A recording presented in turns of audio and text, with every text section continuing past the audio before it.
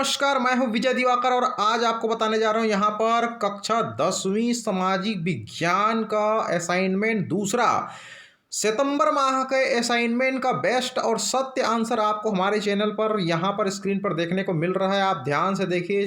छत्तीसगढ़ माध्यमिक शिक्षा मंडल रायपुर शैक्षणिक सत्र 2021-22 माह सितंबर असाइनमेंट सेकेंड कक्षा 10वीं विषय सामाजिक विज्ञान। सारे प्रश्नों को उत्तर, सभी विषय के प्रश्नों को उत्तर मैं डाल दिया हूं अपने चैनल पर। कहना चाहिए आप इस मेरे चैनल पर जाकर वीडियो ऑप्शन में जाकर देख सकते हैं, या फिर इस चैनल के डिस्क्रिप्शन बॉक्स में जाइए, वहां पर आपको लिंक मिल जाएगा हर सब्जेक्ट के हर माह के असाइनमेंट का उत्तर, चाहे 10वीं हो, चाहे 12वीं हो, चाहे 9वीं हो या 11वीं हो।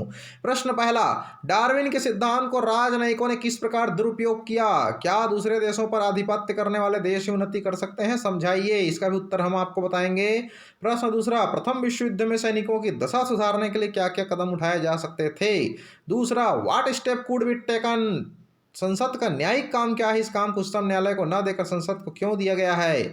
प्रश्न चौथा, भारत के राष्ट्रपति की शक्ति और कार्यों के संक्षेप में विवेचना कीजिए। चलिए हम आपको बता रहे हैं इसका आंसर, ध्यान से देखिए। प्रश्न पहला आपकी स्क्रीन पर ये रहा, डार्विन के सिद्धांत का राजनयिकों ने किस प्रकार दुरुपयोग किया? क्या दूसरे देशों पर आधिपत्य करने वाले देश ही उन्नति कर सकते हैं? तो ध्यान से देखिए, डार्विन का सिद्धांत यह था कि विकास के लिए संघर्ष आवश्यक है। इस संघर्ष में वही बचेगा जो योग्य है।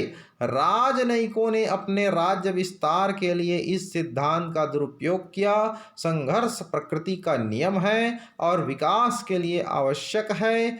इस भावना से दूसरे देशों पर आधिपत्य करने की सोचने लगे।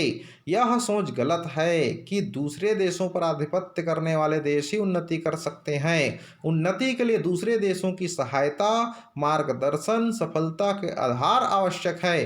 भारत जैसे देश ने कभी किसी पर आधिपत्य नहीं जमाया, फिर भी उसकी उन्नति हुई। उन्नति के लिए परिश्रम, सहयोग, सोच महत्वपूर्ण है, आधिपत्य नहीं। इस तरह से ये प्रश्न पहला का उत्तर हुआ। बिल्कुल आप हमारे चैनल पर ध्यान से देखते जाइए, सब्सक्राइब कर लीजिए हमारे चैनल को, ताकि आपको सभी प्रश्नों के उत्तर जो है मिल सके। सब्सक्राइब अवर चैनल, बिल्कुल सब्सक्राइब कीजिए, आपको फायदा बहुत मिलेगी। चलिए नेक्स्ट प्रश्न की ओर चलते हैं। इससे पहले आप कृपया ध्यान देवें सूचना, इसी तरह सभी विषयों का, सभी कक्षाओं का असाइनमेंट प्रश्नों का उत्तर प्राप्त करने के लिए हमारे चैनल को तुरंत सब्सक्राइब करें और बेल आइकन घंटी जरूर दबाएं, ताकि कुछ पलों के बाद शेष विषयों के उत्तर आपके मोबाइल में पहुंच जाएगा। आपका सहयोगी शिक्षक विजय दिवाकर। और यदि इसी वीडियो को 10,000 लाइक शेयर मिलेगा तो PDF भी आपका ऑटोमेटिक मिल जाएगा। चलिए हम आपको बता दें यहाँ पर प्रश्न दूसरा, प्रथम विश्व युद्ध के बाद सैनिकों की दशा सुधारने के लिए क्या क्या किया जा सकता था? प्रथम विश्व युद्ध इतिहास की वह दुर्घटना थी जिसमें लाखों सैनिक मारे गए और अपाहिज भी हुए। इस घटना के बाद उनकी दशा में सुधार लाने के लिए ये कदम उठाए जा सकते थे। पहला, युद्ध बंदियों से दुर्व्यवहार न करें। तो युद्ध बंदियों से दुर्व्यवहार न किया जाए, उन्हें मानवतापूर्वक अपने देश में रखा जाए। दूसरा, घायल सैनिकों की दवा, उनके स्वास्थ्य सुधार और औषधालयों की विशेष व्यवस्था की जाए। सैनिकों के लिए रहने, खाने, अभ्यास, परेड आदि की उचित व्यवस्था हो, उन्हें भेड़ बकरी के समान न रखा जाए। चौथा, सैनिक रक्षक है, यह जानकर उन्हें विशेष नागरिक दर्जे की सुविधा मिले। इस तरह से हम प्रश्न प्रथम विश्व युद्ध के बाद सैनिकों की दशा सुधारने के लिए किया जा सकता था। ये आपके प्रश्न दूसरा का उत्तर है। बिल्कुल आप बेस्ट आंसर लिखिए अपने कॉपी में, ताकि आपको अच्छे से इसका स्कोरिंग मिल सके। चलिए अब हम लोग प्रश्न तीसरा की तरफ चलते हैं। इससे पहले कृपया ध्यान दें, इस वीडियो के नीचे डिस्क्रिप्शन बॉक्स में व्हाट्सएप ग्रुप है हमारा, टेलीग्राम ग्रुप है। आप टेलीग्राम ग्रुप अवश्य ज्वाइन करें, व्हाट्सएप ग्रुप ज्वाइन कर लीजिए। अगर फुल हो गया हो तो दूसरे ग्रुप ज्वाइन कीजिए। अगर दूसरा में भी फुल है तो उसमें नीचे में तीसरा लिंक है, चौथा लिंक है, सब ज्वाइन कीजिए। उसके नीचे में आपके सारे सब्जेक्ट के असाइनमेंट के उत्तर का लिंक है। आपका सहयोगी शिक्षक विजय दिवाकर। अगर मुझे कुछ गुरु मानते हैं, कुछ पल के लिए सहयोगी मानते हैं, तो मेरे चैनल को जरूर सब्सक्राइब करें और एक बार लाइक जरूर कर देवें। हमारी चैनल के डिस्क्रिप्शन बॉक्स में सभी असाइनमेंट का उत्तर लिंक है, या हमारे चैनल के वीडियो लिस्ट में भी आपको सब्जेक्ट का, सभी सब्जेक्ट का आंसर का वीडियो मिल जाएगा। आप देख सकते हैं सबसे बेस्ट और सबसे सत्य उत्तर, 100% ट्रू एंड सत्य। चलिए नेक्स्ट क्वेश्चन का आंसर आपके स्क्रीन पर ये रहा, संसद का न्यायिक काम क्या है, इस काम को उच्चतम न्यायालय को न देकर संसद को क्यों दिया गया? संसद राष्ट्रपति और उपराष्ट्रपति को यदि वे अपने कार्यों का ठीक प्रकार से पालन न करें तो महाभियोग लगाकर पद से हटा सकती है। संसद के दोनों सदन सर्वोच्च न्यायालय और उच्च न्यायालय के जजों को हटाने का प्रस्ताव पास करके राष्ट्रपति को भेज सकते हैं।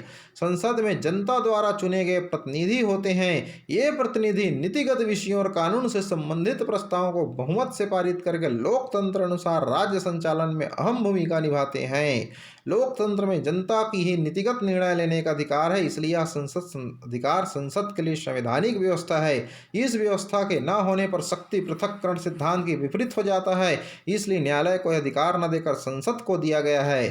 तो ये ही इम्पोर्टेंट प्रश्न था आपके लिए, बोर्ड परीक्षा की दृष्टि से भी इम्पोर्टेंट है ये प्रश्न। तीसरा जो है, चलिए प्रश्न चौथा के बारे में आपको बताते हैं। भारत के राष्ट्रपति की शक्तियों और कार्यों की संक्षेप में विवेचना कीजिए। राष्ट्रपति देश का सर्वोच्च अधिकारी होता है। उसकी शक्तियां केवल कार्यपालिका संबंधी ही नहीं वरन विधायी, वित्तीय, न्यायिक और संकटकालीन शक्तियों का भी प्रयोग करता है। उनकी ये शक्तियां निम्नलिखित है। कार्यपालिका शक्तियां, संविधान के द्वारा राष्ट्रपति को सर्वोच्च कार्यपालिका अधिकारी बनाया गया है और उसे असीमित कार्यपालिका शक्तियां प्रदान की गई है। उसकी कार्यपालिका शक्तियां निम्नलिखित है। राष्ट्रपति देश का मुख्य कार्यपालिका अधिकारी है। राष्ट्रपति देश में सभी कानूनों को लागू करता है। देश में बड़ी बड़ी नियुक्तियां जैसे प्रधानमंत्री, संघीय लोक सेवा आयोग, वित्त आयोग, चुनाव आयोग, भाषा आयोग, महान्यायवादी आयोग तथा नियंत्रक महालेखा परीक्षक आदि की नियुक्तियां राष्ट्रपति ही करता है। राष्ट्रपति न्यायाधीशों को छोड़कर सभी सरकारी कर्मचारियों को हटा सकता है। इस तरह से यहाँ पर और शेष उत्तर आप ध्यान से देखिए हमारे स्क्रीन पर। वैधानिक शक्तियाँ, राष्ट्रपति संघीय संसद का एक अभिन्न अंग है। उसे कुछ वैधानिक शक्तियाँ भी प्रदान की गई है जो कि इस प्रकार है। वह संसद की बैठक बुलाता है, वह संसद की बैठक को समाप्त करता है, वह जल, थल तथा वायु सेना का सर्वोच्च सेनापति होता है, वह राज्यों को समय समय पर निर्देश देता है, वह विदेशी मामलों का निपटारा तथा दूसरे देशों से संधियां, समझौते आदि करता है, वह विदेशों में अपने राजदूत को भेजता है तथा विदेशी राजदूतों का स्वागत करता है। वित्तीय शक्तियां भी प्राप्त है उसको। राष्ट्रपति को निम्नलिखित वित्तीय शक्तियां भी प्रदान की गई है। वित्त विधेयक को संसद में पेश करने से पहले राष्ट्रपति की स्वीकृति लेनी पड़ती है। वह हर वर्ष 1 अप्रैल से पहले संसद में बजट पेश करता है। वह आकस्मिक निधि पर नियंत्रण रखता है। वह संघ तथा राज्यों के मध्य टैक्स का बंटवारा करता है। वह हर 5 वर्ष के बाद वित्त आयोग की नियुक्ति करता है। इसी तरह से उसके अंतर्गत हम न्यायिक शक्तियां भी बताते हैं। राष्ट्रपति को निम्नलिखित न्यायिक शक्तियां प्राप्त है। वह सुप्रीम कोर्ट तथा हाई कोर्ट के न्यायाधीशों की नियुक्ति करता है। वह संघीय कानूनों को उल्लंघन करने वाले अपराधियों की सजा को कम कर सकता है अथवा माफ कर सकता है। वह राजनीतिक बंदियों को आम माफी प्रदान कर सकता है। वह किसी भी न्यायालय में पेश नहीं किया सकता उसे। वह सर्वोच्च न्यायालय से किसी भी मामले में सलाह ले सकता है। इस तरह से हमने आपको इसका उत्तर बताया। विशेष सूचना, ध्यान दें, आप सभी प्यारे स्टूडेंट से निवेदन है कि इसी तरह सभी विषयों के असाइनमेंट का उत्तर, हर माह के असाइनमेंट का उत्तर प्राप्त करने के लिए हमारी चैनल विजय दिवाकर को सब्सक्राइब करें, बेल आइकन के घंटे ज़रूर दबाएं। अगर ये वीडियो 10,000 लाइक शेयर होने पर आपको मिल जाएगी ऑटोमेटिक PDF मिल जाएगा। आपका साथी शिक्षक विजय दिवाकर। बहुत बहुत धन्यवाद। Thank you so much.